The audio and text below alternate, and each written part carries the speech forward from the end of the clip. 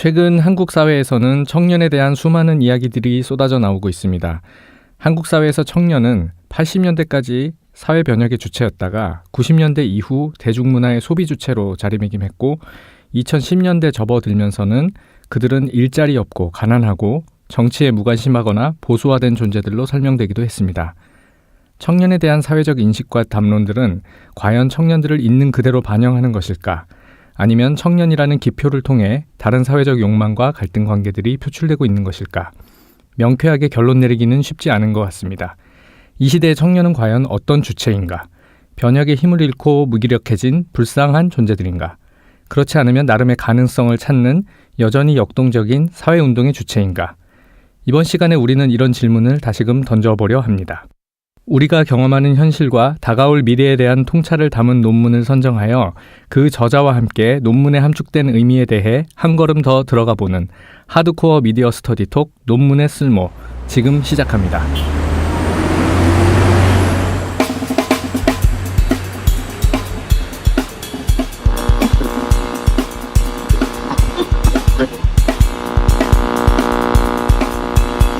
안녕하세요. 여러분 환영합니다. 저는 진행을 맡은 이상규 그리고 이성민입니다. 반갑습니다. 반갑습니다. 네, 이제 두 번째 시간입니다. 지난번에 떨리는 마음으로 첫 번째 녹음을 마쳤는데요. 아무래도 첫 녹음이다 보니 미숙함이나 아쉬움이 없지 않았던 것 같습니다. 지난주 출연해주신 이소은 박사님께서 특히 못다한 이야기가 많으시다고 아쉬움을 토로하기도 하셨는데요. 다음에 좋은 기회가 생긴다면 저희가 다시 모셔보도록 하겠습니다. 네, 그럼 오늘의 주제는 뭐죠? 네, 오늘의 주제는 이 시대의 청년을 말하다라고 제목을 붙여봤습니다. 오늘 이야기를 나눈 논문은 이 시대의 사회운동의 주체로서 청년이 어떻게 활동하고 있는가에 대한 하나의 사례 연구입니다. 이와 더불어 한국 사회에서 전개되어 온 청년 담론의 어제와 오늘을 되짚어보고 저자로부터 청년에 대해 연구하는 당사자로서의 경험, 그리고 학계에 본격적으로 진입하고 있는 연구자로서의 이야기도 함께 들어보려고 합니다. 네, 커뮤니케이션 북스에서 제작 후원하는 하드코어 미디어 스터디 톡 논문의 쓸모. 그럼 이제 저희와 함께 논문의 세계로 들어가 보실까요? 자, 그럼 오늘 다루게 될 논문과 그 저자에 대해서 소개하겠습니다. 오늘 살펴보려는 논문은 2018년 한국언론정보학부에 발표된 사회운동론의 관점에서 정책 거버넌스 현상 읽기, 청년 당사자 운동의 정치적 기회구조 분석을 중심으로입니다. 이 논문의 저자로서 그동안 청년에 관한 담론 연구나 청년 활동에 대한 사례 연구, 또 연구자에 대한 연구 등 분과 학문 경계를 넘어서 다양한 학제적 연구를 꾸준히 해오신 분이죠. 김성기 선생님을 모셨습니다. 안녕하세요. 환영합니다. 안녕하세요. 간단한 자기소개 좀 부탁드릴게요. 네, 안녕하세요. 저는 김선기라고 하고요. 연세대학교 미디어문화연구 전공 박사과정에 재학이 아니고 지금 얼마 전에 휴학을 해가지고 약간 놀고 있습니다. 네. 그리고 20대의 목소리를 담는 고아음 20이라는 인터넷 언론이 있는데 여기서 뭐 10년 정도 활동을 하면서 10년 정도? 10년째가 됐어요. 그래서 이 경험이 바탕이 돼서 석박사과정 뭐 진학하고 나서는 청년 관련돼서 연구하고 있고요. 오늘 이제 소개해 주시는 논문은 사실 그러니까 저뿐만 아니라 옹미의 뭐 임동현이라는 동료 저자들과 같이 쓴 논문인데 이제 이야기할 수 있게 돼서 좀 영광인 것 같습니다. 네. 예, 감사합니다. 그러면 본격적으로 논문에 대해 이야기를 시작해 보겠습니다. 논문 파고들기 시작하겠습니다. 자, 먼저 첫 번째 질문인데요. 연구가 수행된 배경이 궁금해요. 어떻게 이 연구를 시작하게 되셨는지 그 배경에 대해서 먼저 여쭤보겠습니다. 네, 이 연구가 연구자 개인 차원에서 시작된 것이 아니라고 좀 알고 있거든요. 그래서 어떻게 어떤 배경에서 또 어떤 맥락에서 연구가 진행됐는지 이게 아마도 연구 과정이나 자료 수집과 같은 방법론과도 좀 연결이 될 것 같아요. 그래서 그런 것들을 좀 같이 얘기해 주시면 좋을 것 같습니다.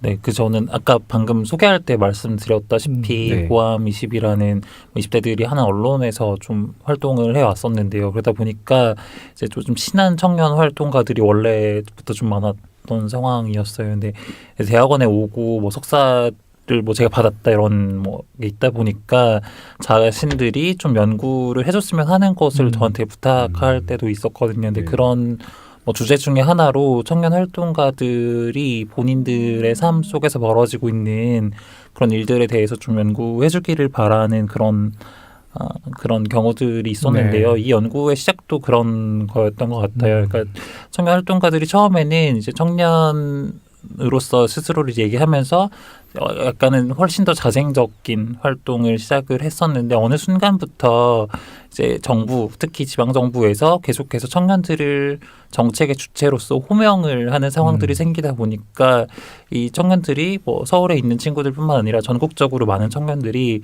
계속해서 정부에 가서 뭔가 일을 하고 있고 근데 뭐 네. 돈을 못 받는 경우도 생기고 막 그 급한 거는 사실 정부는 별로 안 급한데 청년들만 급하다 보니까 청년 문제 해결에 있어서 그러다 보니까 되게 착즙되는 경우도 생기고 이런 상황들이 있었거든요. 그래서 그런 부분에 대해서 좀 연구해줬으면 하는 그런 얘기들이 네. 있었어요. 네. 네. 그러니까 연구자의 네. 수요라기보다는 현장의 수요가 반영된. 네, 연구라고 근데 할까요? 저도 이제 그러다 보니까 현장의 수요가 있을 때 연구자도 뭔가 이거 해야겠다 이런 생각을 네, 네. 좀 하게 됐던 네. 것 같아요. 그래서 뭐 시흥시에서 그 연구 용역 발주가 있었고 2017년에 전국 청년들을 좀 한 10개 정도 지역을 저희 뭐 다른 팀원들하고 돌아다니면서 인터뷰를 하면서 사례를 좀 많이 모았었습니다. 네. 2015년에 서울시에서 청년기본조례라는 게 처음 생기고 나서 이제 그 비슷한 게 전국적으로 막 생겼는데 이제 전국적으로 계속해서 청년들이 착즙되고 있는 상황, 지역별로 어떻게 착즙되고 있고 그나마 착즙이란 말이 재밌어요. 네. 쫙 짜낸다는 얘기잖아요. 착취도 아니고 착즙을. 네, 착취라고 하면 뭔가 너무 막시스트인 것 같아서 음. 아니기 때문에 착즙이라는 좀 요즘 말을 네. 사용해봤고 근데 아무튼 그 어느 지역에서 그나마 좀 나은 사례를 찾을 수 있고 어떻게 하면은 대안적인 거를 만들 수 있을 것인가 이런 게 고민이 있었고 청년 활동가들은 전체적으로 그런 부분이 있었어요. 이제 자신들이 하고 있는 일이 일로 좀 인정을 받지 못하고 있는 상황이었다 보니까 어떻게 이 자신들이 하고 있는 일을 노동으로 정의할 수 있을 것인가 이런 부분에도 좀 관심을 이제 그들도 저도 이제 가졌었고 그런 결과물로 이제 처음에는 이 연구를 시작하게 됐었어요. 그래서 처음엔 보고서용으로 작성됐던 거고 네. 이제 이후에 이제 이것을 다시 재해석해서 사회운동론 관점을 결합시켜서 논문으로 쓸 수 있다고 좀 생각을 하게 되었고요. 그러다 보니까 논문을 쓸 때 보통 이제 저희가 연구 방법을 굉장히 체계적으로 적용해야 된다는 압박이 특히 오히려 그렇죠. 문화연구에서 있게 되는데 그러니까 통계가 아니다 보니까 오히려 더 체계적으로 더 해야 해서 이게 방어해야 될 것 같은 느낌이 있는데 이 연구가 사실 그렇지가 않았거든요. 그 이전에 내가 그냥 친구들 만나서 얘기 들었던 거 그리고 이 연구 보고서 할 때 조금 모은 거 그 이후에 더 모은 거 이런 식으로 좀 산발적으로 모은 자료들을 가지고 연구가 진행이 되었던 건데 근데 그러다 보니까 좀 걱정을 많이 했어요. 사실은 선생님들이 뭐 심사할 때 그런 걸로 트집 잡는 경우가 실제로 있고 저도 경험을 했었기 때문에 가장 쉽고 흔한 방법이죠. 네. 네, 다행히 이거 논문 같은 경우에는 뭐 학회에서나 심사 과정에서나 그런 코멘트는 없었거든요. 그래서 되게 다행이라고 네. 네, 쓸어내리면서 그래서 여기 앞부분에 이제 소개하신 부분에 따르면 자기기술지, 활동가들의 자기기술지와 또 인터뷰가 아무래도 중심이 됐던 데이터들이겠죠. 네, 자기 기술지도 받았고 인터뷰도 했었고 그리고 사실 개인적으로도 활동을 하는 사람이기도 하다 보니까 사실 그렇게 수집되지 않은 자료도 사용이 된 부분이 있죠. 예. 네. 그러면 이 논문의 기본적인 관점, 핵심 결론, 주장을 좀 간략하게 한번 좀 요약해서 말씀해 주시면 좋을 것 같아요. 네, 그러니까 핵심적으로는 오늘날의 청년 당사자 운동이라고 불리는 근데 이 개념 자체가 막 아주 이미 논의가 많이 진행된 건 아니긴 하지만 얼마 없는 논의들에서도 굉장히 청년 당사자 운동은 이전의 청년 운동과 되게 다른 부분이 많다는 것을 강조하고 또 이 다른 부분이 어떻게 보면은 정치적인 의의가 굉장히 이전의 청년 운동에 비해서 많이 떨어져 있다. 그래서 뭐 정치성이 탈각된 부분이 있다 이런 얘기들이 많았었거든요. 그래서 그런 비판에 대해서 좀 보충하는 얘기를 하고 싶었던 것 같습니다. 그래서 이 청년 당사자 운동이 지금 하고 있는 것의 성격이 이들이 뭐 정부에 투항했다라고 읽기보다는 오히려 현재 운동이 놓인 기회 구조에 대한 국면적인 대응을 하고 있는 거라는 좀 주장을 하고자 했습니다. 네. 뭐 다른 또 이 연구의 의의나 목적에 대해서 또 뒤에 또 아마 추가해서 더 말씀해 주실 것 같은데 우선은 청년 당사자 운동에 대한 이제 기존의 비판, 그러니까 뭐 제도권으로 편입됐다, 뭐 변혁의 동력을 상실했다 이런 것들에 대한 어떤 대응이 그 내부에서 보였고 그것에 대해서 이제 논문을 통해서 아마 드러내고 싶으셨던 걸로 그렇게 이해가 되는데요. 이어서 또 질문을 드리겠습니다. 선행 연구하고 이제 이론적 배경 차원의 질문이라고 할 수 있을 텐데 이 논문을 이해하기 위해서는 우선은 그 한국 사회에서 형성된 기존의 청년 담론의 흐름에 대한 이해도 필요할 것 같거든요. 선생님께서 또 이 부분을 이전에 연구를 하셨는데 2010년대 이후 청년 세대 담론에 관한 비판적 분석을 이미 수행하신 바가 있거든요. 그래서 본론으로 들어가기에 앞서서 이 논문에 대해서 간략하게 좀 짚고 넘어갔으면 좋겠는데요. 어떤 논문이었고 어떤 내용이었는지 간략하게 설명을 우선 부탁드리겠습니다. 네, 이 논문은 이제 석사학위 논문으로 썼던 논문을 좀 더 보완해서 학술지에 게재한 논문인데요. 2010년부터 2014년까지 6개 일간지, 그러니까 보통 언론학에서 많이 하듯이 네. 보수, 조중동, 뭐 한겨레 경향 그리고 한국일보 이렇게 해서 5년 동안 청년이라는 키워드로 검색되는 기사들을 모아가지고 담론 분석한 논문입니다. 여기서 이제 사실 다른 내용이 뭐 2가지 정도가 있다고 보면 될 것 같은데요. 이제 하나는 이 시기에 나온 청년 담론들이 상당 부분 그 현실 정치에서 그 현실 정치 내에서 청년을 자기 편으로 끌어들이기 위한 담론 전략, 그러니까 보수와 진보 사이에 그어진 전선에서의 어떤 정치와 연관이 있다라는 얘기를 좀 풀었었고요. 그리고 네. 뭐 그 이후에 또 두 번째로 좀 의미를 찾은 게 있다면 그 정치적인 전략이 양쪽 모두 별로 그렇게까지 성공적이지는 못했다. 네. 다만 이런 담론을 굉장히 많이 말함을 통해서 청년 세대라는 범주가 이전에 비해서 훨씬 더 실제 있는 범주인 것처럼 네. 실체를 좀 확보하게 된 측면이 있었고 그러한 와중에 청년 세대가 일정하게 타자화되는 모양새가 나타나고 있다는 것을 보여줬다? 네. 보여줬다라는 말이 좀 그런데 아무튼 보여준 논문입니다. 그러니까 이게 고함 20, 저 사실 고함 20 되게 많이 봤었거든요. 아유, 그때 한창 많이 봤었는데, 그러니까 그때 언론을 하셨던 그 네. 당사자 언론이라고 해야 될까요? 네. 그러니까 그분들 입장에서 이런 식의 타자화에 대해서 굉장히 비판적인 의식을 많이 드러내셨던 기억이 나요. 네.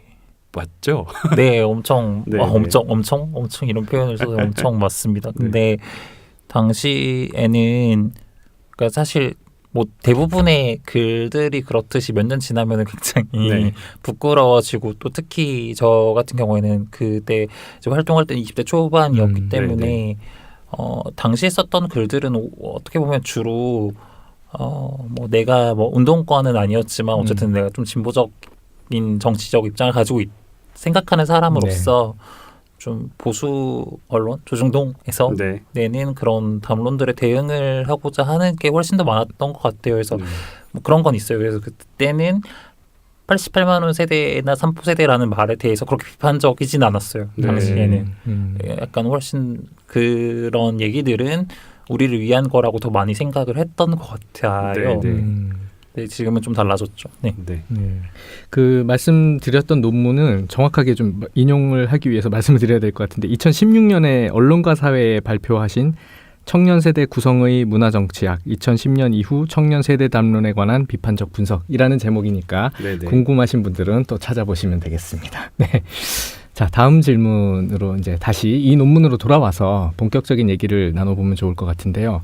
우선 이론적 배경으로 제시하신 것이 사회운동을 설명하기 위한 자원동원 이론이고요. 논문 전체에 걸쳐서 핵심적으로 다루어지고 있는 것이 정치적 기회구조라는 개념 그리고 정책 거버넌스를 개념인데요. 이제 주요 이론과 개념들을 좀 하나씩 살펴보면 좋을 것 같아요. 우선 자원 동원 이론에 대해서 좀 설명을 해주시겠어요? 네, 이게 이렇게 개념을 설명하는 네. 게 사실 좀 되게 부끄러운 얘기인데 왜냐하면 이 개념들이 뭐 뭐라고 굉장히 어려운 개념이 전혀 아니고 그냥 기초적인 개념이기 때문인데요. 네네. 그래서 저희가 이 어쨌든 저희 셋이서 논문을 쓰게 된 또 계기 중에 하나는 저희가 2016년도 2학기에 사회학과에서 개설된 사회운동 수업을 같이 네. 들었어요. 근데 네. 이게 대학원 수업에서뿐만 아니라 음. 학부 수업에서도 그냥 가장 거의 맨 처음에 나오는 네. 자원동원론이라는 게 그런 거거든요. 네, 사회운동론에서는 이전에 그 사회운동이라는 말보다는 오히려 집합행동, 콜렉티브 액션이라는 말로 네.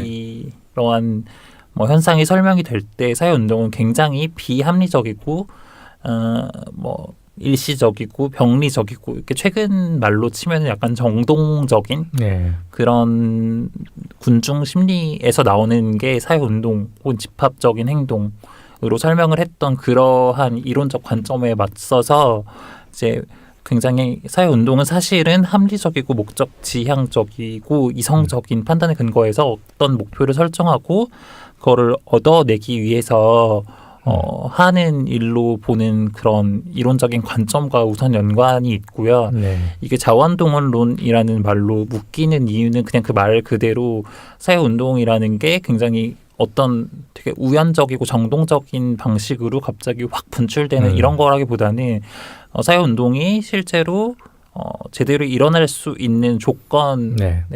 조건 그러니까 자원이 충분히 동원될 수 있을 때 사회운동이 더 일어나기에 유리한 환경이 된다는 그런 부분들을 강조하는 네. 그런 의미에서 자원동원론이라는 말이 사용이 되고요. 그래서 어떻게 보면 사실 또 이 운동에 대해서 일정하게는 좀 경제학적인 설명을 네. 하는 이론이기도 합니다. 네. 뭐 다 연관된 개념일 텐데 정치적 기회 구조는 그러면 여기서 어떻게 이해할 수 있을까요? 네, 그래서 제가 뭐 이미 말씀드린 게 그대로 다시 뭐 적용된다고 보면 되고 이 말은 굉장히 개념이기도 하지만 그냥 말만 보면은 누구나 이해할 수 있는 네네. 개념인데요. 네, 정치 환경 내에서 다양한 어떤 구조적인 기회 요소들이 있고 이제 그것을 그냥 정치적 기회 구조라고 묶어서 표현을 하는 거거든요. 어떠한 우리가 그냥 말만 이게 그냥 말로 개념이 보통 그러니까 그냥 말로 하면 알아들을 수 있는 걸 막 풀어서 설명하는 게 굉장히 어렵긴 한데, 네, 그러니까 어떠한 기회 구조가 있을 때 운동이 어떻게 되고 약간 변수, 함수 같은 개념으로 좀 생각을 하면 될 것 같은데요. 이거를 네네. 이제 뭐 다양한 학자들이 다양한 방식으로 정의를 하고 있어요. 정의도 다양하고 정치적 기회 구조에 어떠한 요인들이 포함되는가에 대한 설명도 다양하기 때문에 이거는 뭐 관련된 개론서를 첨부하시는 게 훨씬 더 네. 낫지 않을까. 엄밀한 정의를 보시려면 네. 교과서를 찾아보시면 되고 우리는 이제 어느 정도 상식적인 직관적인 네. 수준에서 이해되는 정도로 넘어가도 될 것 같아요. 네. 정책 거버넌스 이것도 뭐 그런 용어일 텐데 뭐 조금 더 혹시 설명을 해주시면. 네, 어떨까요? 저는 이제 일단 거버넌스라는 말이 그러니까 저한테는 굉장히 인상적인 말이었던 게 사실 네. 제가 이제 서울 청년 정책 네트워크라는 그 서울시의 이제 청년 거버넌스 조직이고요, 민간 측에 있는. 그리고 그래서 거기서 서울 청년의회라는 걸 매년 2015년부터 하고 있는데 네. 근데 그때 그 전까지는 저는 거버넌스라는 말 한 번도 안 들어봤었는데 2016년에 서울 청년의회 서울 청년 정책 네트워크에 가면 모두가 거버넌스라는 말을 쓰는 거예요. 그리고 심지어 그 행사 굿즈로 나온 배지에서도 그 배지에 우리는 거버넌스 하고 있습니다. 이런 말이 써 있었어요. 그 정도. 재밌네요. 그래서 그때 이제 처음 저는 듣게 됐었는데 이게 나중에 알고 보니 그 행정학, 사회학, 뭐 정책학 등등의 사회과학에서 굉장히 유행어처럼 네. 많이 쓰였고 그 개념 자체가 굉장히 다양한 방식으로 사용되고 있다고 하더라고요. 근데 그 현재 시민사회에서는 한국 시민사회에서는 거의 협치와 동의어로 사용이 되고 있고요. 그래서 그 협치라는 것은 지금 현재 사회 문제는 정부의 어떤 배운 고위 관료, 그러니까 전문가주의하고 약간 대응되는 개념이기도 한데 고위 관료들이 어떤 사회 문제에 대한 해법을 알아서 내는 방식이 아니라 다양한 이해관계자나 또 다양한 전문가, 뭐 다양한 뭐 사회적인 계층 집단과 함께 머리를 맞대서 풀어야 한다는 그런 방식으로 협치 개념을 사용할 때 거버넌스라는 개념이 등장하고요. 그래서 비슷한 게 사실 글로벌 거버넌스라는 말도 많이 사용되는데 그런 것도 결국에는 그 문제가 일국 단위에서 뭐 풀리는 것이 아니기 때문에 네. 세계의 뭐 다양한 지성들이 모여서 문제를 풀어야 한다 할 때도 그냥 거버넌스라는 말을 쓰고 뭐 이런 식으로 좀 여기저기 붙기 좋은 표현으로 사용되고 있는 것 같습니다. 그러니까 이 세 가지 개념이 결국은 이 논문에서 하고 싶은 얘기들을 꿰는 핵심 개념이라고 저희가 봐도 괜찮은 거죠. 하고 싶은 말을 깬다기보다는 네. 하고 싶은 말은 있고 어쨌든 결론에 있고 하고 싶은 말을 하기 위해서 사용된 네. 분석적 도구에 가까운 것 같습니다. 지금 생각하기에는요. 네. 그 이론적 논의 부분에 이제 이어서 그동안 진행된 이제 한국의 청년 운동, 특히 최근에 등장한 청년 당사자 운동, 아까 서두에서도 말씀해 주셨지만 이 부분에 대해서도 이제 본론에서 정리를 하고 계세요. 그래서 청년 당사자 운동 논의가 어떤 배경에서 등장하게 됐고 또 이와 관련해서 이 청년 운동을 다루고 있는 지금 이 논문에서 이 청년 당사자 운동을 어떻게 접근했는가, 뭐 앞서서 조금 말씀을 해주셨지만 조금 더 상세하게 설명해 주시면 좋겠습니다. 네. 일단 청년이 정치적인 주체로 이제 호출되기 시작한 어떤 역사라고 하기엔 되게 막 엄청 긴 얘기는 아니긴 한데 네. 이제 그것을 저는 어쨌든 2017년에 나온 88만 원 세대라는 책으로 보거든요. 그래서 네. 거기에서 그 책을 통해서 처음으로 그러니까 그 전에도 청년 실업이라는 문제는 존재했지만 청년을 세대라는 단위로 묶어서 그 세대를 정치적인 주체로 호출하려는 기획이 처음으로 되게 본격적으로 제시가 되었고 그게 10만 부 이상 팔렸기 때문에 네. 어느 정도 힘도 있었다고 생각을 하는데요. 이제 그 이후로 뭐 2010년 경에 청년 유니온, 뭐 민달팽이 유니온 등이 가장 많이 알려진 단체일 테고 그들을 비롯해서 그냥 이전에는 그냥 사실 뭐 대학생 동아리 예전에도 되게 많았잖아요. 네. 대학생 네. 동아리나 뭐 학생 운동 조직이나 이런 것들이 많았는데 그 이전에는 이들을 굳이 청년이라고 부르지는 않았었거든요. 네. 근데 이런 조직들이 청년들이 약간 마치 88만 원 세대가 이야기하는 방식에 반응한 것처럼 그러니까 네. 이전에는 마치 되게 이들이 정치적으로 되게 무관심했었는데 이런 조직들이 갑자기 새롭게 등장하기 시작한 것처럼 보는 논의들이 형성이 되면서 청년 운동의 장이 실제로 그렇게 형성이 되기 시작했다고 저는 생각을 하거든요. 그래서 청년 네네. 운동이나 활동이라는 표현이 생겨나기 시작했고 이거는 제가 저희 논문에 이제 본론에도 나오는 얘기지만 학생 운동의 쇠퇴하고도 일정하게 크로스가 되면서 학생 운동권에 몸 담았던 이들도 청년 운동이나 뭐 혹은 청년 활동이라는 말 안에 모이기 좀 시작한 부분이 있었습니다. 그래서 뭐 되게 우스갯소리로 지금 뭐 NL이 변신했다 뭐 이런 식의 얘기도 많이 하거든요. 네. 사실 뭐 이렇게 뭐 겉으로 하는 건 아니지만 뭐 그런 식으로 이제 하는 부분들이 있는데 이 청년 당사자 운동은 보통 이전 논의에서 나 뭐 다른 논의에서 많이 논의되는 게 두 가지 특징이 존재한다고 보는데요.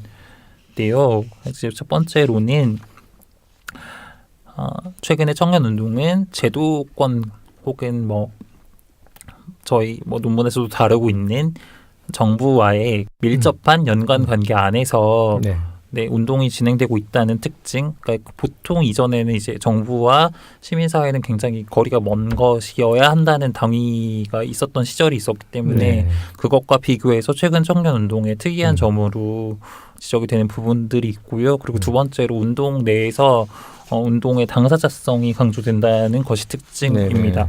그러니까 이전에 학생 운동이 이제 다뤘던 주제가 대부분 뭐 86세대를 보면은 그들의 운동은 결국 민주화였거나 네. 아니면 사실은 그 민주화 속에 있는 우리가 막 그 교재들을 공부하시면서 사실은 뭐 어떤 혁명의 목표를 지니고 하셨던 운동이었다고 친다면은 그러니까 청년 당사자 운동에서는 자신들의 뭐 취업 아니면 지금 집을 구하기 어려운 상황, 부채가 많아지는 이런 식의 굉장히 자신들 눈앞에 당장 닥쳐 있는 문제들 네네.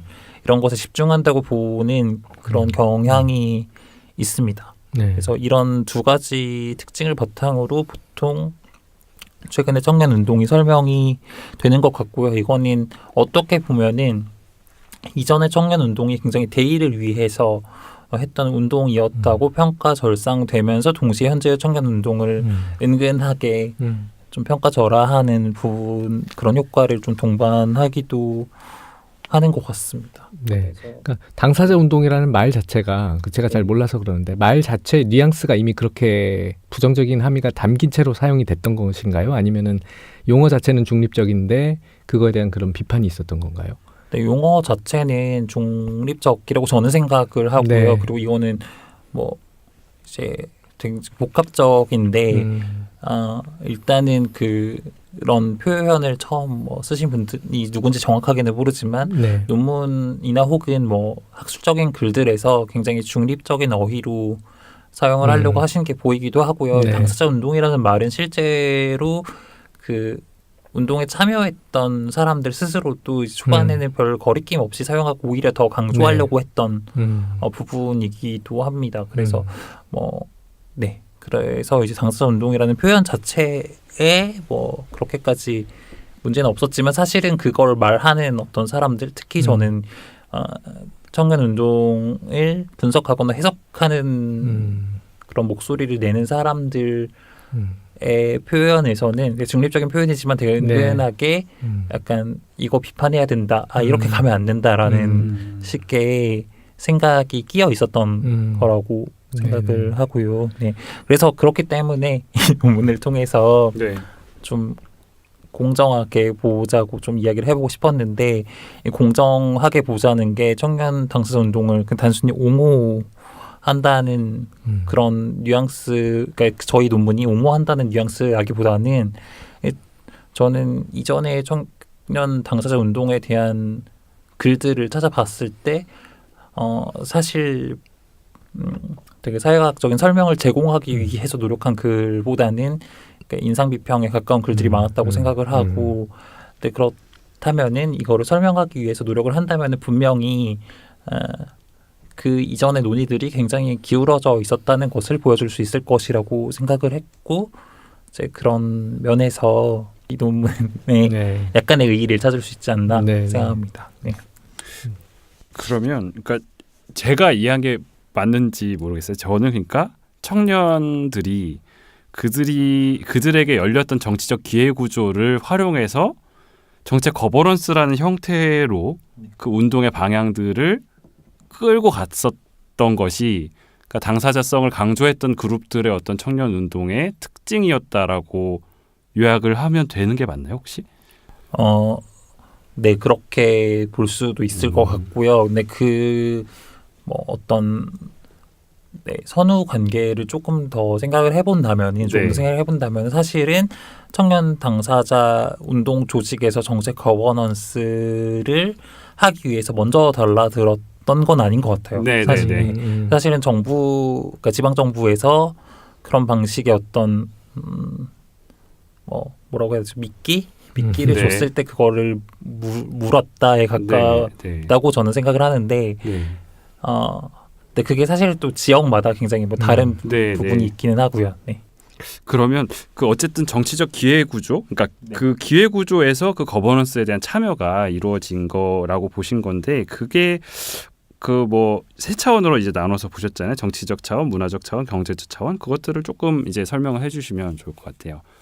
정치적 차원부터 좀 어떤 기회 구조가 열렸기에 그들이 미끼를 물었나?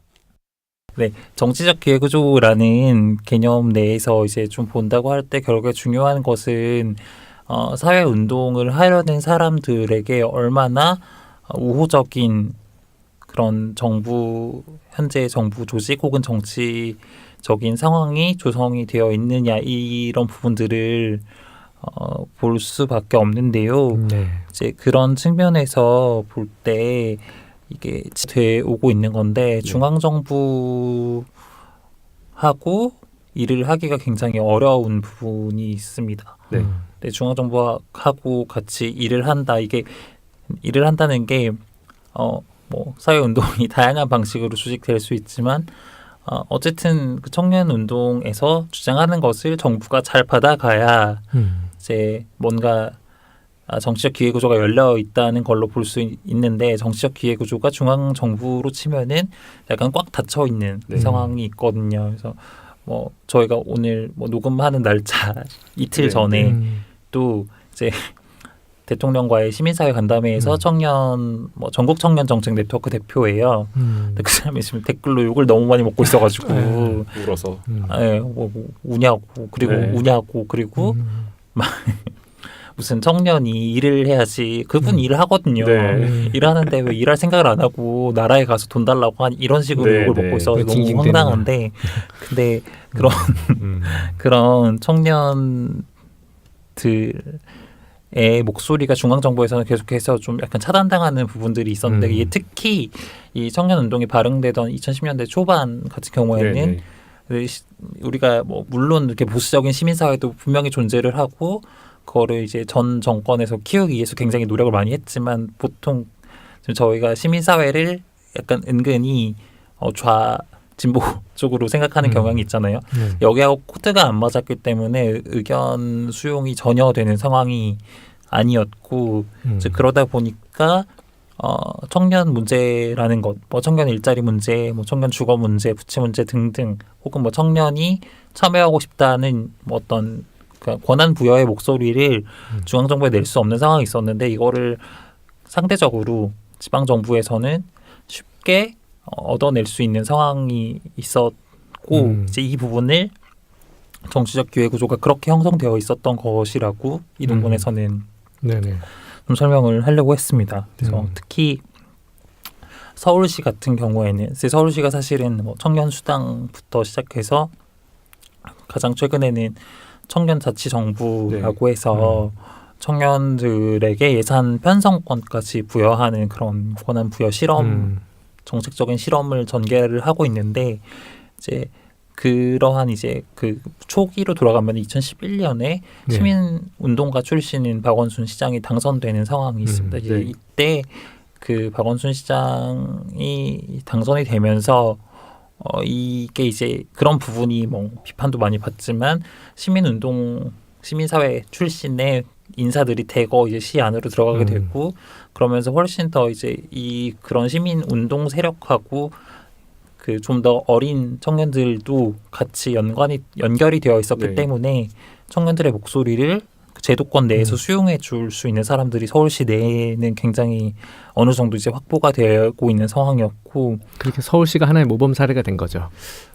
모범 그들 네, 내에서는 네, 그렇죠. 모범이라고 하면 이제 지방 정부들 내에서 네, 그러니까 뭐 그렇죠. 그러니까 모범이라고 하면은 이게 이제 이 정책 청년 거버넌스라는 정책 자체를 어떻게 평가하시느냐에 따라서 뭐 어떤 분들은 서울시가 가장 쇼를 잘한다고 하시겠죠. 하지만 어쨌든 청년 운동 내에서는 어쨌든 서울이 워낙에 자원이 많고 이제 빠방하다 보니까 굉장히 부러워하는 부분들이 있고 이제 그런 상황인데 이제 그런 부분들이 정치적 기회구조로 열렸고요. 이게 2015년에 서울의 조례가 생기고 나서 전국적으로 굉장히 확산이 빨리 이루어져요. 그래서 지금 현재 2015년부터 이제 딱 4년이 지난 건데 4년 내에 전국에 100개 이상의 지자체에 청년 조례가 설치되고 그리고 청년 뭐 수당 같은 사업은 이제 몇 년 차 안 됐는데 전국에 그러니까 10개 시도에 지금 되고 중앙정부로도 이어지고 이런 상황들이 있는데 이게 제가 좀 판단하기에는 지방정부에서 굉장히 이게 돈을 많이 안 들이고도 청년 거버넌스가 돈을 안 들이고도 뭐 사진 잘 나오고 청년들 100명이 서서 같이 사진 찍고 이게 가능한 사업이기도 하고 그리고 어쨌든 청년을 위한다라는 이미지도 정치인이 챙겨야 되고 뭐 이런 상황 속에서 쉽게 많이 확장이 됐었고 그래서 어쨌든 참여의 공간이 굉장히 지역마다 서울 같은 이제 큰 도시에서는 구마다도 청년들 모아가지고 사진 되게 많이 찍거든요. 네, 그런 부분이 좀 생겨났었습니다. 그러니까 큰 노력 들이지 않고도 소위 가성비 좋게 이렇게 생색을 낼 수 있는 정책으로서 많이 도입이 됐다는 말씀이시고 두 번째 차원에서 이제 문화적인 차원인데 이 기회 구조의 두 번째 문화적 차원에서 학생 운동의 쇠퇴 앞서서 조금 언급해 주셨지만 그리고 청년 담론의 부상 여기에 또 주목하셨거든요. 네. 그러니까 뭐 이렇게 문화적 차원에서 문화적 기회 구조라는 것을 그러니까 저희는 좀 약간 담론이나 프레임 관련으로 네. 끌어와서 해석하려고 했던 부분이 있는데요. 그래서 일단 그 정치적인 동원이라는 것 자체가 동원을 할 수 있는 그런 프레임이 짜여져 있어야 이제 가능하다고 보는 건데 네. 이제 아까 말씀드렸지만 학생 운동이 더 이상 동원이 되지 않게 된 그런 맥락이 있잖아요. 이게 네. 최근에 뭐 이제 최근의 일도 아니고 이제 제가 이제 08학번인데 네. 그 뭐 이미 그때 당시에 뭐 많은 학교에서 총학생회 선거가 계속해서 투표율이 미달되고 부산되고 그리고 나오는 선본들도 뭐 이전에는 운동권 어쨌든 좀 그런 목표를 가진 네. 그렇죠. 사람들이 참여할 수 있는 상황이었다고 한다면 이제는 운동권만 나오면은 운동권 꺼지라는 그런 학생들의 목소리가 네. 굉장히 있었던 상황이고 동원이 안 되는 네. 상황이었는데 네. 저는 지금도 이제 청년이라는 말이 그렇게까지 막 대중적으로 동원되는 말은 아니라고 생각하지만 그래도 그냥 학생 운동에서 하던 조직화 방식보다는 청년이라는 말이 훨씬 더 사회적으로 공감을 얻을 수 있는 상황이 네, 있었던 네. 것 같아요. 이제 네. 그것의 근본에 아까 말씀드린 88만 세대 같은 담론이 있었던 거고 그렇기 때문에 어쨌든 청년을 위한다는 게 그게 뭔지에 대해서는 굉장히 다 의견이 다르지만 청년을 위해서 뭘 한다는 네네. 거는 좋은 거다라는 정도의 합의는 만들어져 있는 상황이라는 게 이제 좀 유리하게 작용을 했던 것 같아요. 청년으로 이제 똑같은 사람들이 다른 방식으로 운동을 전개할 수도 있는데 그렇게 하지 않고 청년이라는 말에 이제 붙어 있게 되는 거는 이게 좀 통하는 부분이 있었기 때문인 것 같습니다. 마지막으로 이제 세 번째로는 경제적 차원인데 자원 동원의 통로로서 정부 제도에 대해서 말씀을 하셨어요. 여기에 대해서도 좀 설명 부탁드릴게요. 네, 그 아까 말씀드렸다시피 자원 동원론은 애초에 그 사회 운동이 되려면은 그 사회 운동에 필요한 자원을 얼마나 잘 동원할 수 있는지 이게 이제 관건이 된다고 보는 이론인데 네. 이렇게 보면은 청년 당사자 운동 논의로 보면은 사실 청년 당사자 운동은 이전에 학생 운동, 86세대가 했던 학생 운동하고 비교하면은 그 수혜자라고 할 수 있는 범위가 굉장히 좁아지는 그렇죠. 측면이 있습니다. 왜냐하면 이렇게 민주화는 나도 너도 같이 수혜를 받을 수 있는데 청년 당사자 운동은 어려운 청년들에게 뭔가를 해달라는 게 됐기 때문에 그러니까 민주화 같은 경우에는 부자인 사람도 부자인 뭐 학생 동료도 그러니까 지금 뭐 그런 말들 되게 많잖아요. 운동권 하시는 분 저는 운동권 아닌데요. 갑자기 이런 말 운동을 한 적이 없는데 네 아무튼 이제 뭐 그런 무용담들 네. 뭐 과외를 뭐 한 명이 되게 열심히 뛰어가지고 네. 그걸로 운동 자금을 다 댔다. 네. 뭐 최근 같은 경우에는 뭐 예를 들면 어떤 정당 같은 경우에는 누가 그냥 어떤 회사를 운영하는데 그게 너무 잘 돼가지고 거기에서 돈이 다 나온다. 네. 뭐 강남에 있는 논술 학원들의 많은 돈이 어떤 정당으로 들어간다 이런 식의 말이 가능한 네. 게 민주화인데 청년 당사자 운동 같은 경우에는 그 사실 이게 말을 했던 게 워낙에 애초에 처음에는 완전히 이게 계급적으로 네. 형성이 되어 있다 보니까 청년 당사자 운동을 통해서 수혜 받을 수 있는 사람들, 그러니까 뭐 청년 수당을 하면은 지금도 청년 수당 같은 경우에는 뭐 소득 그 중위소득 몇 프로 이하 이런 게 걸려 있는데 이러다 보니까 돈이 원래 많은 사람은 여기에 함께 참여해서 내가 득을 볼 이유가 없는 거예요. 그래서 전부 다 내부에서 조직되게 너무 다 가난한 사람들만 운동을 하고 있는 상황이다 보니까 뭐 그리고 사실 청년이라는 담론이 아까 문화적 기회구조에서도 그나마 지지를 많이 얻긴 하지만 그럼에도 불구하고 그렇게까지 소구력이 막 이렇게 다 같이 나서서 막 청년 운동에 참여하고 막 이럴 정도는 되지 않다 보니까 돈을 사실 마련하기가 쉽지는 네네. 않은 거예요. 네.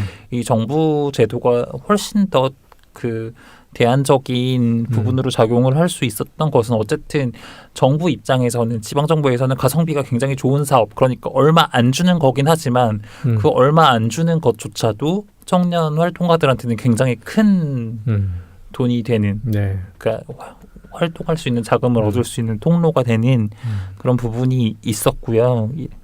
그리고 또 이제 운동을 하다 보면은 뭐 어쨌든 보통 이제 명함이 있어야 뭘 할 수 네. 있는데 그냥 청년들이 만든 뭐 이를테면 뭐 그러니까 사실 청년들이 만든 단체들 이름은 되게 휘황찬란한 경우가 네. 많죠. 근데 사실은 10명 정도 있고 아무도 모르는 그런 데에서 뭐 대표를 하고 이런 것보다는 어쨌든 공식적으로 뭐 정부의 무슨 시의 청년 정책 네트워크의 무슨 분과장이다 이 정도의 명함이 훨씬 더 공신력이 있게 느껴지는 네. 상황도 있었고요. 근데 이게 딱 봤을 때 이런 식으로 되는 게 좋은 건지는 뭐 좋다 나쁘다 뭐 이렇게 얘기할 수 있는 건지는 모르겠지만 어쨌든 그 현재 그러니까 운동에 대한 신뢰, 시민사회에 대한 신뢰라는 게 청년들 내부에서뿐만 아니라 국민적으로 깨져 있는 상태잖아요. 그래서 훨씬 더 사실 시민사회보다는 뭔가 이제 공식적인 조직이라고 했을 때 나오는 파워가 되게 큰 상황도 한몫하게 되는 것 같습니다. 그래서 사실 이 청년들이 내부에서도 반성이 있을 때는 많은데요. 왜 그렇게 조직화나 뭐 다른 식의 뭐 저항하는 운동을 하기보다는 왜 이렇게 정부 사업에 계속해서 참여하는 형태로 가고 있느냐는 내부 네. 반성도 자주 나오긴 하는데 어쨌든 이게 제가 볼 때도 현재 상황에서는 굉장히 효과적인 거죠. 그러니까 새로운 청년을 만날 수 있는 가장 좋은 통로이기도 한 겁니다. 그 본론의 마지막 부분에 가면 이제 청년 거버넌스를 단순히 청년들을 동원하는 게 아니고 사회 운동론의 관점에서 재해석할 수 있다 이렇게 말씀하셨는데 어떤 점에서 그런지가 궁금하거든요. 근데 그 청년 이 정책 거버넌스의 성과가 어떤 게 있었고 또 앞으로 가능성을 무엇이다라고 얘기를 하는 차원에서 볼 때 그 이거를 운동의 기반으로 이렇게 전유를 하고 있다 이렇게 해석을 하셨는데 사실 조금 모호한 측면도 있어요. 그래서 이렇게 그러면 운동의 기반으로 전유를 해서 실제로 어느 정도의 성과를 냈느냐, 앞으로도 이게 좀 계속될 수 있느냐, 뭐 이런 것에 대해서 궁금증이 좀 느껴지는데 좀 더 구체적인 사례가 있는지도 궁금합니다. 네, 사실 이 부분이 모호하게 쓰일 수밖에 없었는데 그 이유 중에 하나는 사실은 만약에 거버넌스라는 공식적인 것을 청년 운동 세력에서 전유한다고 하면은 이 전유는 사실 굉장히 전술적인 거고 사실은 공공연하게 말할 수 없는 부분인 거잖아요. 그 부분에 대해서 제가 말을 막 한다는 게 좀 그런 부분도 있었고, 근데 사실 뭐 이를테면 그러니까 이게 그 사실 자체로도 좀 모호한 부분이긴 하는 것 같아요. 이를테면 청년 운동의 목표라는 게 무엇일까? 이 사람들이 하고 있는 목표가 무엇인가라고 보았을 때 그러니까 약간 우리가 하고 있는 사고는 운동하면은 운동권을 떠올리고 운동권은 사실은 혁명하고 싶어하는 사람들이다. 이렇게 보면은 사실 이 전유라는 게 공식적으로 청년 정책 네트워크에 가서는 청년들의 뭐 권익을 향상하고 그리고 어떤 소통 참여 채널을 늘리고 이런 것에 목표를 두고 활동한다라고 하면서 사실은 그걸 바탕으로 혁명하겠다 이게 전유인가 아니면 그냥 그렇게 가서 그러니까 저는 저는 그렇게 생각하지 않거든요. 이 사람들이 혁명하려고 하는 혁명이 뭘까요? 근데 저는 그게 굉장히 고민스러운데 아무튼 고민스러운데 어쨌든 그 전유라고 하는 그 부분을 일단은 조금 좀 너무 거대한 개념으로 보지 않는다고 하면 정부가 딱 요구하는 만큼 그러니까 정부가 요구하는 거는 그런 거거든요. 청년 정책 네트워크에서는 우리가 딱 정해준 바운더리 안에서 청년에 관한 이야기만 하고 청년들이 청년 정책을 고민해서 제안을 딱 하는 정도까지 그리고 제안을 하고 보고서 쓰고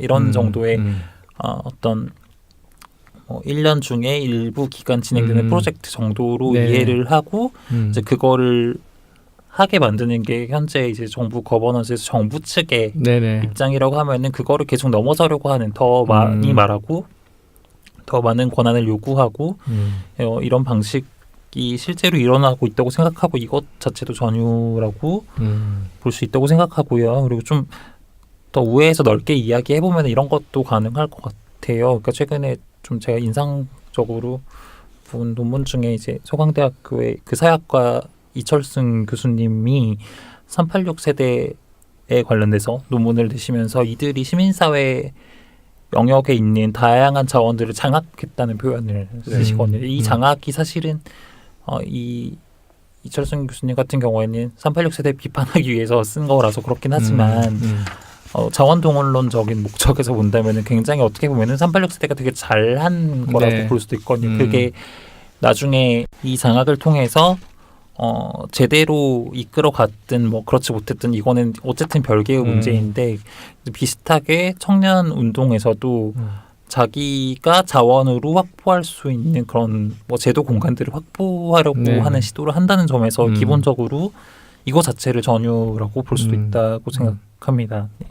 아까 전술 개념을 말씀하신 거는 이제 뭐 미셸 드세르토의 뭐 전략 전술 이런 것도 떠올리게 하는데, 그러니까 제도권이 요구하는 어떤 틀에 잡혀 있는 어느 정도의 수준의 뭐 활동, 네. 거기서 주문하는 건 그 정도인데 이제 청년 활동가 입장에서는 거기서 좀 더 나아가고 약간 또 대안적인 걸 좀 더 고민하고 하는 과정에서 실천 과정에서 나타나는 어떤 뭐 성과들이나 그 뭐 미시적인 성과들이든 그게 꼭 뭐 거시적인 사회혁명이 아닐지라도 그런 측면에서 말씀을 좀 해주신 것 같아요.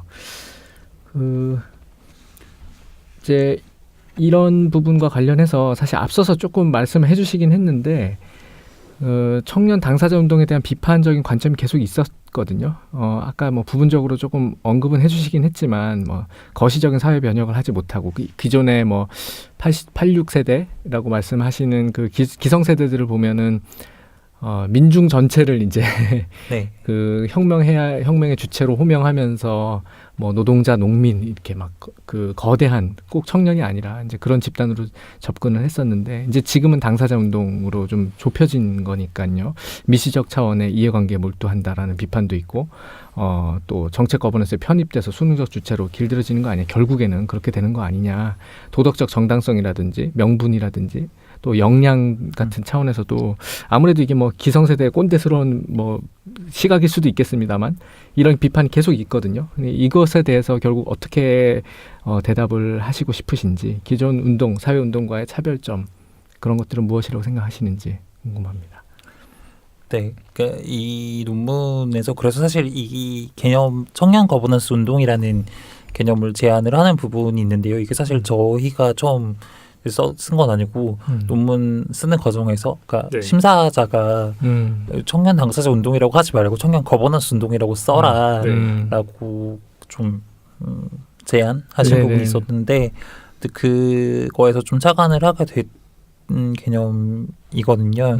그래서 이런 시도를 좀 할 필요가 있다고 생각을 하는 게, 그러니까 운동이라고 하는 게 지금 사실 사회운동론 연구 자체가 너무 없기도 하지만 뭐 커뮤니케이션 학에서만 그런 게 아니고 사회학 내에서도 별로 연구되지 않는 분야이긴 한데, 이게 기본적으로 그렇기 때문에 오히려 더 운동이라는 말이 이제 우리가 과거에 생각하던 어떤 관성에서 좀 자유로워지기 어려운 것 같아요. 그러니까 운동은 굉장히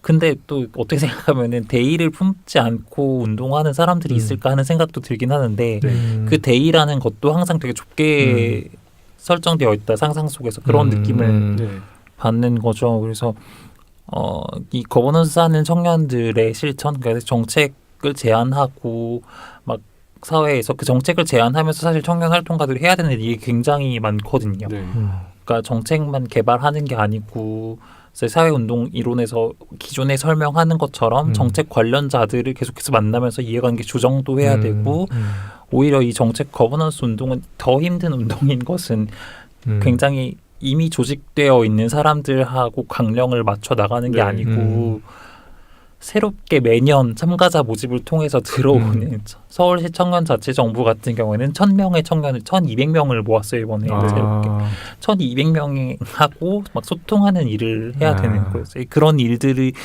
과연 운동이 아니라고 할 수 있을까 이런 부분이 좀 생각이 많이 드는 것 같고요. 그래서 이 정부하고 시민사회라는 것의 경계가 사실 많이 흐려졌고 이게 흐려지는 것은 뭐 그냥 단순히 뭐 세계적 흐름이다 이렇게 할 수도 있고 혹은 사실은 아까 뭐 말씀드린 것처럼 시민사회의 어떤 자원을 장악하면서 계속해서 이 정부 영역으로 확장하고자 했던 이전 세대의 운동이 이루어낸 일정한 성과이기도 하거든요. 그러니까 정부를 단순히 시민사회의 적으로만 간주하지 않을 수 있게 된 것은 이게 뭐 평가는 다양하겠지만 이런 상황에서 정부 사업을 수행하는 것도 굉장히 운동일 수 있고 그 어떤 사회상을 변화시키는 그러니까 내가 믿는 좋은 방법으로 변화시키고자 하는 하나의 어떤 전략일 수 있다는 것을 이야기를 하고 싶었고요. 그 거시적 사회 변혁이라는 것을 모르겠어요. 약간 그 방식에 있어서의 문제인 것 같은데 그 방식이 꼭 누군가의 눈에 보기에 딱 그 맞는 그 방법으로만 해야 되는가 이런 생각이 좀 자주 드는 것 같습니다. 이런 담론들을 봤을 때는요. 네. 사실 저는 그 이제 녹음을 하면서도 계속 재밌는 거는 그 김성기 선생님께서는 되게 이 운동의 가치를 다른 방식으로 평가받고 싶다는 생각이 되게 강하신 것 같은데 그 싸우고 있는 대상은 전통적인 변혁 운동으로서의 운동 이거의 관점으로 얘를 보지 말아달라라는 말씀을 계속 하시는 것 같아요. 그래서 저는 그 점도 조금은 그 부분을 예민하게 계속 부딪히고 계신 부분도 아마 그 청년 거버넌스 운동의 맥락과 관련이 돼 있을 것 같아서 그 부분이 조금 재밌는데 제가 이해하기로는 청년 당사자의 문제를 정책 거버넌스라고 하는 열린 공간에 제도권에 참여해서 그 의제에 계속해서 사회적 자원이 투여될 수 있게 하는 노동을 지금 하면서 그 거버넌스를 통해서 이 운동이 지속 가능하게 하고 있다는 말씀으로 들리거든요. 네. 그러면 대신에 그 청년 의제라고 하는 것은 되게 다양한 걸 담을 수 있는 그릇이잖아요. 그러니까 그게 뭐 청년이라는 이름 안에 워낙 많은 내용들이 들어가 있을 수 있어서 그래서 어떤 그런 식의 담론이든 정책이든 그런 공간을 열고 있고 열어가고 있는 것들을 좀 정당하게 재평가할 필요가 있겠다. 뭐 이렇게 이해해도 될까요? 네, 그게 뭐 재평가라는 말씀은 일단 맞는 것 같고요. 이 재평가라는 게 저는 뭐 두 차원에서 다 이루어져야 될 것 같은데 사실 아까 말씀드렸다시피 청년 당사자 운동에 대한 학술적인 논의는 거의 없어요.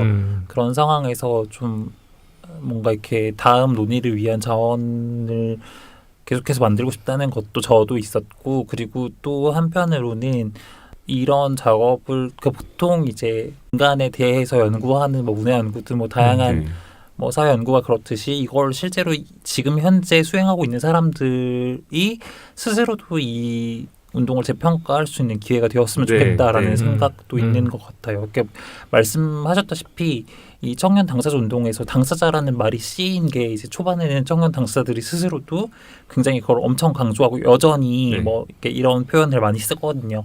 청년 문제는 청년이 제일 잘 아니까 청년들의 참여를 통해서 풀어야 된다라는 말을 스스로도 많이 쓰는데 그럼에도 불구하고 이 당사자성이라는 말 안에서 어떤 얘기들이 기존에 오갔었는지를 좀 많이 살펴볼 필요가 있는 것 같아요. 그래서 저는 이거를 뭐 얘기할 때 오어법이라는 그 말로 많이 표현을 하는데 사실 청년이라는 말을 쓰고 있는데 청년이라는 말을 쓰는 순간에 그러니까 청년이라는 말로 운동을 하고 있지만 아까 뭐 말씀하셨던 뭐 아니면 사회 전체라는 것을 청년이라는 말을 통해서 이미 표현하고 있는 경우들이 많은 거예요. 보면은 그래서 이를테면 뭐 그러니까 청년 운동에 결합하고 있는 뭐 다양한 의제들 같은 것들을 봤을 때 이게 점점 더 확장되는 경향이 있는데 이를테면 환경 문제라든지 혹은 요즘 현재 이제 다양한 청년 네트워크에서 가장 많이 논의되는 주제는 성평등과 다양성 이런 주제들인데 이것은 얘기 나온 청년들이 청년의 되게 배타적인 이익을 위해서 하고 있는 의제가 아닌 거거든요. 네, 네. 네, 네. 그래서 그런 부분들에 대해서 운동을 뭐 실제 하고 있는 사람들도 더 많이 뭐 생각했으면 좋겠다 이런 생각도 있는 것 같습니다. 그러면 그러니까 처음에 청년 당사자란 표현을 썼던 주체들은 우리가 당사자니까 우리 문제는 제일 잘 알아라는 생각이 좀 더 강했다면 지금 그들이 당사자성이라는 문제는 결국은 청년이란 키워드가 품을 수 있는 네. 그러나 모두의 문제에 해당되는 걸 청년이란 이름으로 열린 기회 구조 안에서 지속적으로 풀어내보겠다는 욕망 혹은 의지 이런 거에 좀 더 가까워졌다고 볼 수도 있을까요?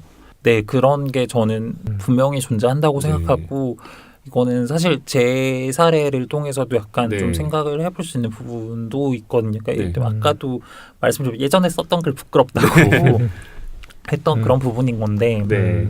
그러니까 이 청년에 대한 어떤 뭐 청년이라는 말에 대한 리터러시 네. 같은 게 점점 더 늘어나니까요. 계속 쓰다 보면. 근데 그게 처음에는 내가 그냥 20대니까 네. 그럼 청년은 뭐 보통 20대, 30대라고 하니까 내가 청년이고 그러면 내 이익을 강화시키는 게 청년의 이익을 이런 식으로 작동을 한다고 하면은 나중에는 그렇지 않은 부분들이 굉장히 많이 있다는 것을 네. 그러니까 이를테면은 뭐 청년 당사 운동에서 뭐 아까도 말씀드렸지만 계속해서 그 처음에 제기했던 문제들은 대부분 실업이나 이런 문제들은 사실은 청년이라는 이름으로 발언되지만 불평등에 대한 문제거든요. 불평등에 대한 문제가 되었을 때는 이미 그거는 청년이라는 말을 쓰지만 내가 내 문제를 제기하는 것일 수는 없는 거예요. 많은 경우에. 그래서 그런 부분들을 좀 인지하게 되는 부분들이 있고 네. 활동하는 동료들도 네. 그때 이제 사실 이제 청년이라는 말을 그럼에도 불구하고 사용하는 것은 이 논문에서 계속해서 얘기하는 것이기도 했던 그 어떤 정치적 기회 구조, 네. 국면에 대한 전략적인 대응일 네. 수 있는 거죠. 그러니까 저도 이게 저는 이제 고민인 부분이 있어요. 그래서 이를테면은 청년의 문제는 청년이 잘 안다라는 말을 우리가 그러면 언제까지 써야 되는가 네. 이런 고민이 몇 살까지? 네. 그러니까 나이를 먹어갔는데 네. 말을 뭐 언제까지 써야 되지 하는데 어쨌든 많은 청년 활동가들이 그게 그런 식으로 되게 쉬운 말로 이 문제가 다 해결되지 않는 것임을 알고 있음에도 불구하고 어쨌든 그 지방 정부, 뭐 중앙 정부와의 관계 속에서 무언가를 얻어내려고 할 때는 이 단어를 여전히 계속 네. 쓸 수밖에 없는 상황이기는 하죠. 그 제가 마지막 질문으로 이제 결론에서 논의하고 하시고 그러니까 계시는 재현에 대해서 파고들기의 마지막 질문인 거죠? 논문의 쓸모로 이제 논문에서 빠져나와서 그 이제 바깥의 어떤 사정과 이런 것들에 대해서 얘기하기 전에 마지막 질문으로 사실 드리려고 했던 질문인데 일부 이미 좀 얘기를 해주신 것 같기는 해요. 근데 끝으로 여기 이 논문을 통해서 하고 싶으셨던 말씀, 또 어떤 기획했던 바에 대해서 아까 초반에 조금 얘기는 해주셨는데 마저 얘기해 주시면 좋을 것 같아요.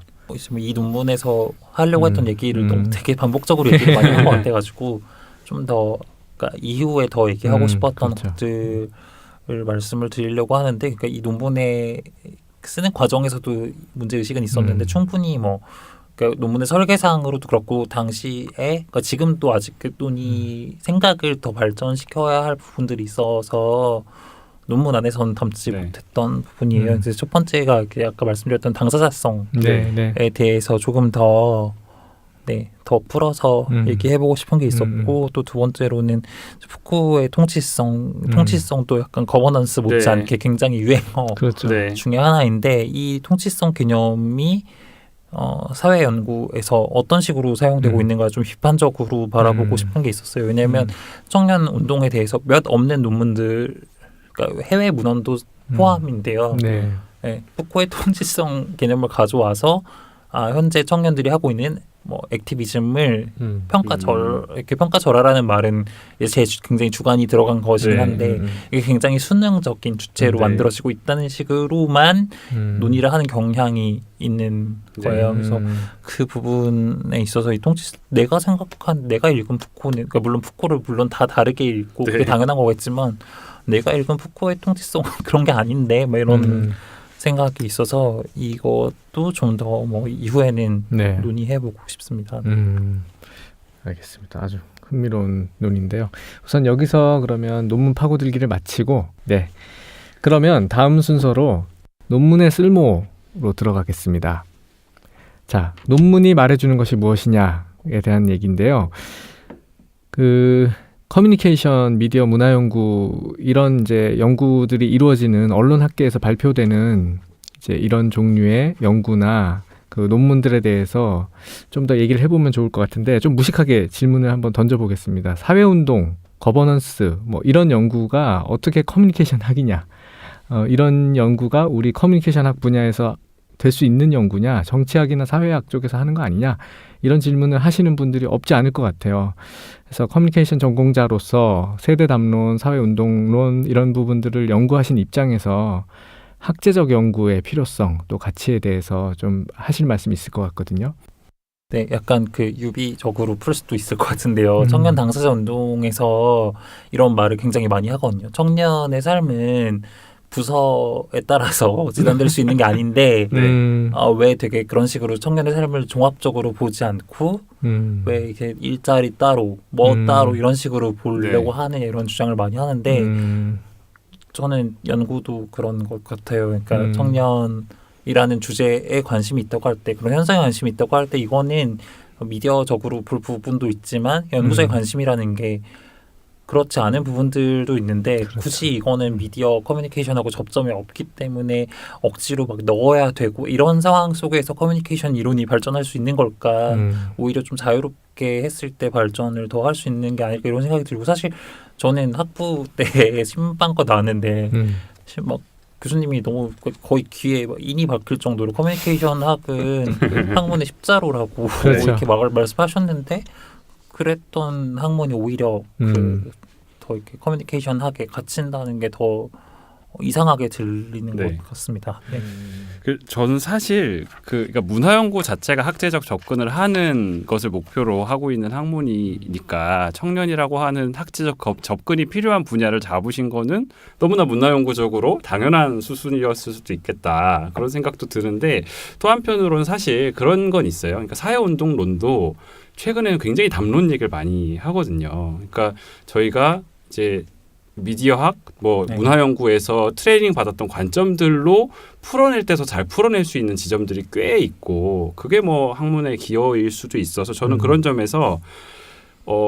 당연히 언론학 연구라고 생각을 할 수 있을 것 같은데 그래서 저는 논문을 한 3편 정도 연달아서 내신 게 그런 점에서 좀 재밌었어요. 그러니까 이 동네 안에서 적응하시느라 담론 연구도 하셨고 그렇지만 결과적으로 보면 그러니까 청년이라고 하는 문제 영역이 담론으로서 어떤 기반 하에서 고함 20과 같은 그런 언론들을 통해서 담론 쪽으로 부상하게 된 흐름도 정리하셨고 그런 언론 운동을 말고도 나머지 전체 담론의 지형도 보셨고 그런 지형 속에서 결국은 거버넌스라고 하는 형태로 제도권에서 의제를 이제 전유를 하든 참여하게 되는 과정을 보신 거라서 저는 그게 그런 고민의 발전으로 읽혀서 굉장히 좀 재밌었어요. 그래서 그거는 이렇게 연구자의 고민들이 일련의 흐름으로 나타났다고 생각이 드는데 저는 이제 그러다 보니까 그 국면에 대한 얘기를 하지 않을 수 없는 것 같아요. 결국은 그러니까 실제로 고함 20을 통해서 그 현장을 겪으신 거기도 하고 근데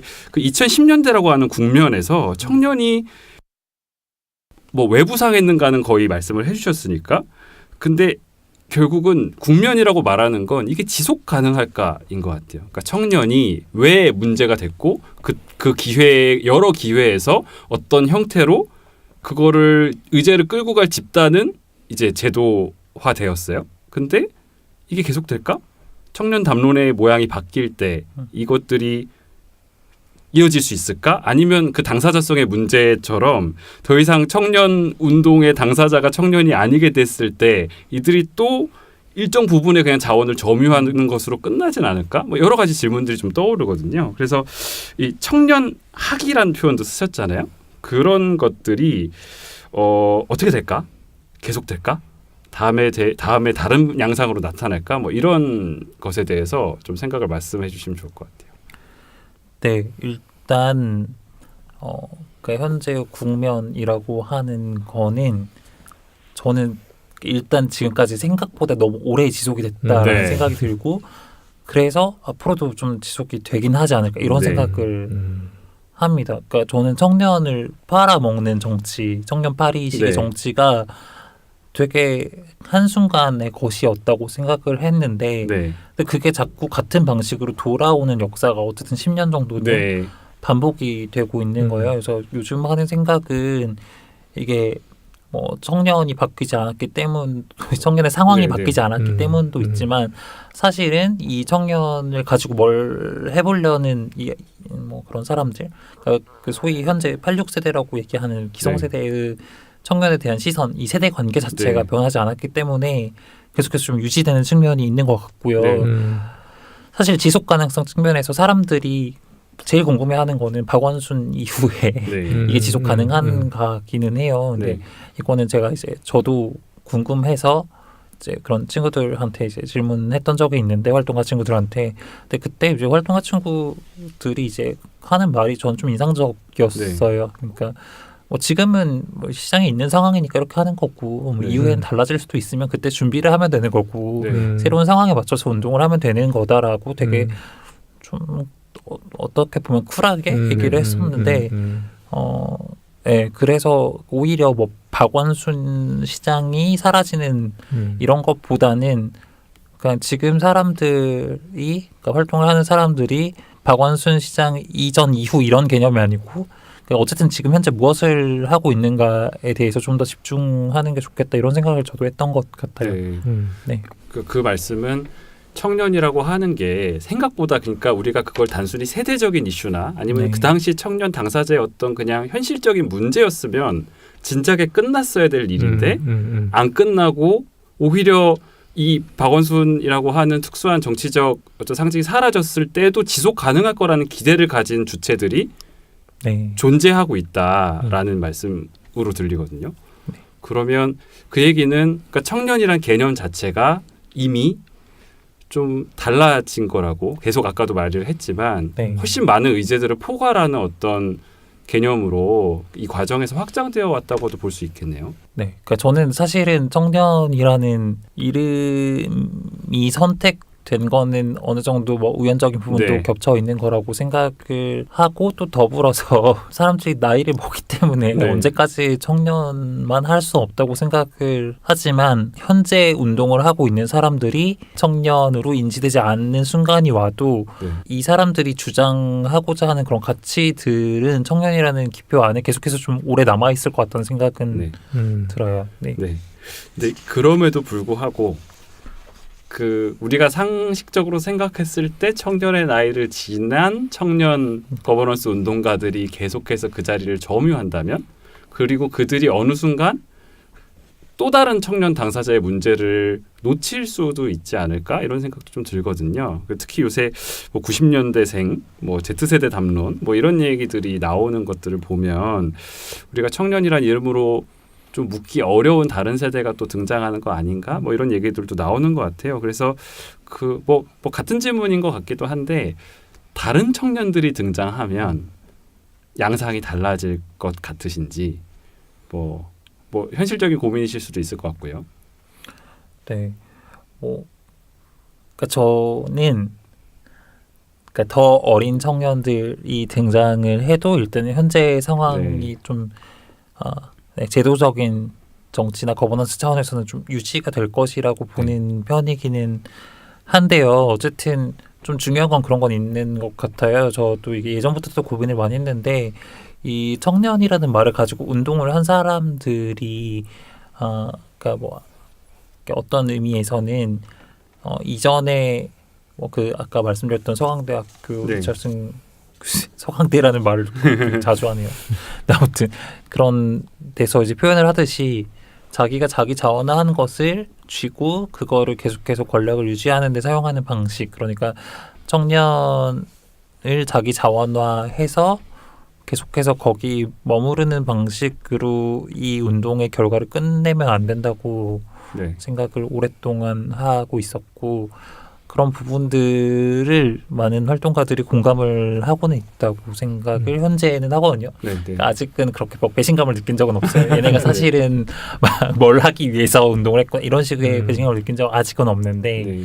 네, 그런 부분이 중요하고 그렇기 때문에 뭐 요즘 하는 뭐 의제들 중에서 뭐 네. 미래 세대 관점, 뭐 세대 인지적 관점 이런 식의 표현들을 쓰는 거는 좀 중요하다는 생각을 합니다. 그러니까 이게 단순히 지금 현재의 청년들에 대한 어떤 배타적인 뭐 문제 설정이 아니고 지속 가능성이라는 그런 표현에 훨씬 더 어울리는 정치를 하고 있는 거라는 것을 스스로도 계속해서 인식할 필요가 있는 것 같습니다. 이제 뭐 거의 마무리가 돼가는 시점인데요. 저는 연구자 얘기를 마지막으로 조금 했으면 좋겠어요.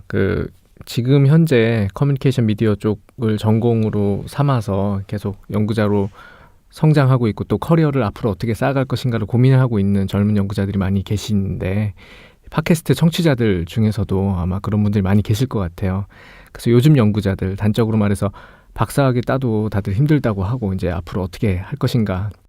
청년 연구자로서 우리가 마주하고 있는 이 어려움의 정체에 대해서 좀 얘기를 더 해주시면 좋을 것 같습니다. 네, 저는 일단 사실은 청년 연구자라고 하는 젊은 연구자들이 분과 학문마다 굉장히 다른 위치에 처해 있고 고민도 다를 것 같은데 그래서 제가 말할 수 있는 게 주변 이제 문화 연구하는 그 친구들 얘기하면은 좀 외로운 것 같다는 생각이 많이 들어요. 그러니까 그게 좀 크다는 자기가 뭘 했을 때 같이 토론해줄 막 동료들이 없다던가 내가 뭐 논문을 썼는데 그거를 읽어주는 사람이 없다 이런 식의 외로움이 좀 많다는 생각이 들고 그게 사실 네트워크가 없고 계속해서 좀 진지하게 공부한 사람의 숫자가 뭔가 줄어드는 것 같고 혹은 내가 연구하는 게 너무 마이너한 것 같고 이런 고민을 진짜 많이 한다는 생각이 들고요. 그리고 좀 더 크게 말을 하자면은 젊은 연구자들뿐만 아니라 저는 한국 사회 청년의 굉장히 중요한 문제가 능력주의에 대한 믿음이 없는 거라고 생각하거든요. 사실 청년들을 설명할 때 이들이 되게 능력주의에 경도되어 있다는 표현을 많이 쓰는데 사실 뭐 최근에 뭐 연구들에서는 지금 청년들이 가지고 있는 뭐 능력주의가 사실 원형적인 능력주의가 아니고 되게 유사 능력주의, 그러니까 유사 능력주의인 이유는 그게 이제 능력은 굉장히 추상적인 것인데 그렇게 되는 게 아니고 굉장히 그것이 양화된 그러니까 물화된 식으로 그게 어떤 스펙, 뭐 어떤 대학 학벌 이런 식으로 환원되기 때문에 유사 능력주의라고 하는데 그러니까 능력주의에 대한 믿음이 없는 게 굉장히 큰 사회 문제라고 생각하거든요. 내가 열심히 하면은 보상받을 수 있다. 이 되게 기본적인 전제가 충족이 안 되는 거. 연구자들도 좀 비슷한 것 같아요. 내가 잘해도 안 될 것 같다는 생각을 하면 누가 잘하고 싶겠어요.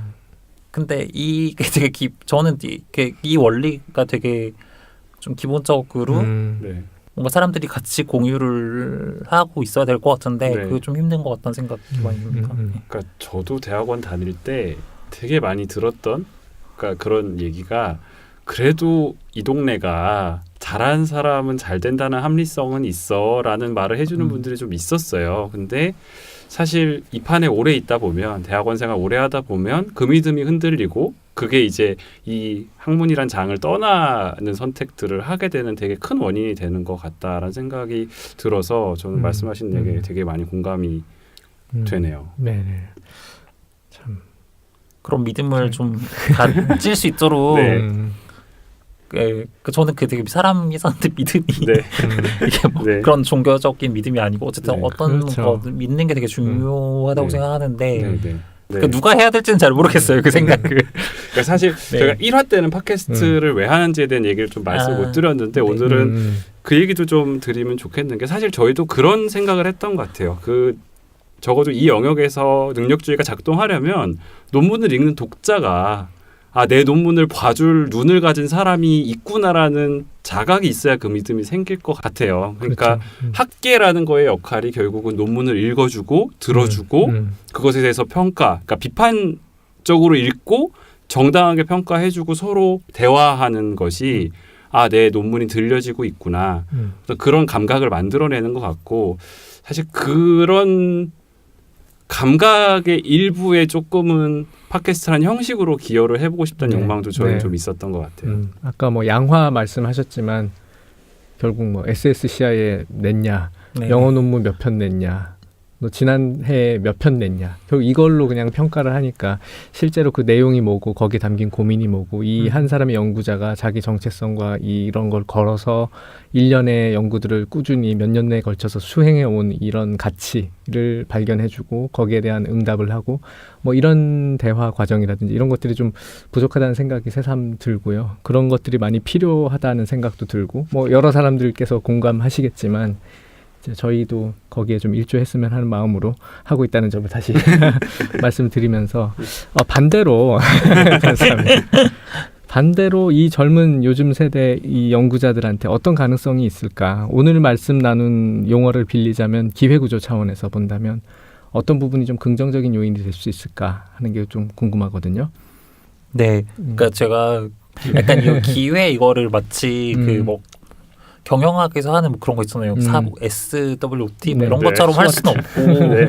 그래서 왜냐면 그렇게 해보면 기회가 뭔지 잘 모르겠더라고요. 그래서 약간 어떻게 보면은 근자감이거나 혹은 근거 없는 자신감 네, 네. 모르시는 분들이 있을까봐 혹은 정신승리 네, 같은 네, 느낌이 있을 수 있는 말인데 그러니까 제가 실제로 근데 위기는 언제나 기회라는 말을 되게 좋아해서 위기이기 때문에 이게 되게 기회일 수도 있다고 생각하거든요. 제가 그냥 최근에 진짜로 했던 생각인데 저는 그 미디어 문화 연구 전공이고 저는 커뮤니케이션으로서의 정체성도 어느 정도 있지만 문화 연구자가 되어야겠다 이런 생각을 하는데 문화 연구에 어떤 위기 담론이 항상 너무 있고 이런 상황에서 어떻게 하면은 문화 연구가 막 이렇게 나아지지 이런 생각을 했을 때 어떻게 보면은 지금 정말 모든 인문사회과학 학문에서 후속 세대 없다고 얘기 나오는 게 되게 위기인데 잘하는 사람이 살아남을 수 있는 기회이기도 한 것 같아요. 아니 그럴 때 모두가 죽을 때 살아남아야 된다고 이런 말 한 적 있는데 그게 좀 생각이 나가지고 네, 그러니까 모두가 위기일 때 잘하면 그것도 괜찮아요. 이런 정신 승리를 좀 해볼 수 있을 것 같아요. 네. 네. 그래서 당장 뭐라고 해야 되지? 그러니까 지금 당장 뭔가를 얻을 수 있기 때문에 아까 되게 그 합리적인 계산 안에서 내가 이걸 하면은 딱 이게 돌아오고 이런 식으로 생각을 했을 때는 사실 그러니까 뭐 아까 저희 들어오기 전에 했지만 문화연구 하면 안 되거든요.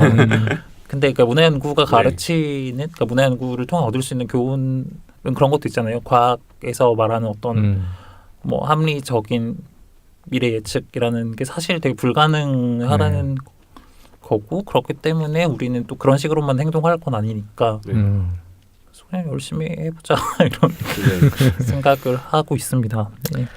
그러면 열심히 뭐 어떻게 하실 건지 그러니까 그 앞으로 계획 간단하게만 좀 말씀해 주시면 좋을 것 같아요. 가장 개인적인 계획은 제가 고암 활동하고 이런 군대를 못 갔어야 아직 그 군대 문제를 처리 못한 되게 연예인처럼 연예인들도 다 막 군대 가는데 제 후배들을 진짜 많이 군대 보냈는데 올해는 군대 가야 될 것 같아서 입대를 할 계획이고요.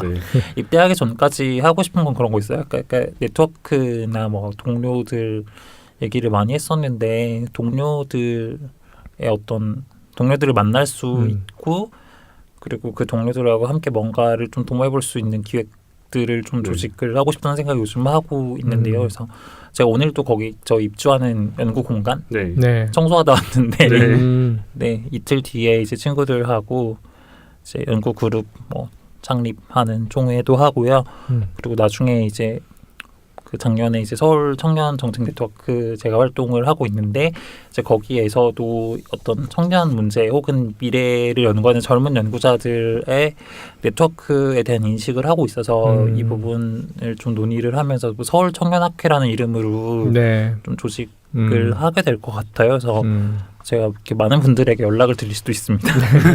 그러니까 연구자들까지 이제 참여하는 네. 조직화에 또 관여를 하고 계시고 오늘은 김선기 선생님을 모시고 이 시대의 한국 사회에서 청년들이 어떤 정치적 기회 구조를 맞이하고 있고 그 속에서 어떻게 새로운 사회운동의 주체로 자리매김할 수 있는가에 대해서 이야기를 나눠봤습니다.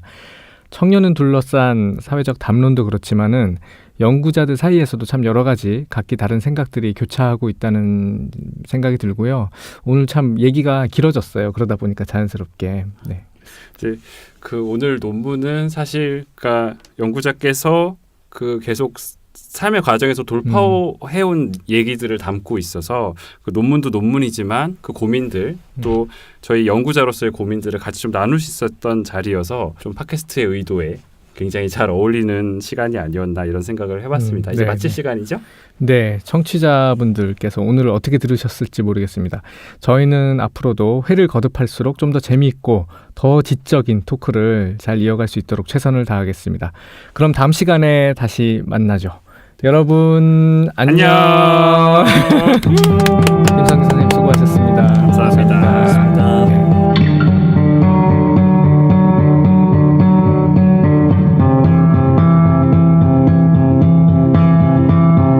제작 커뮤니케이션 북스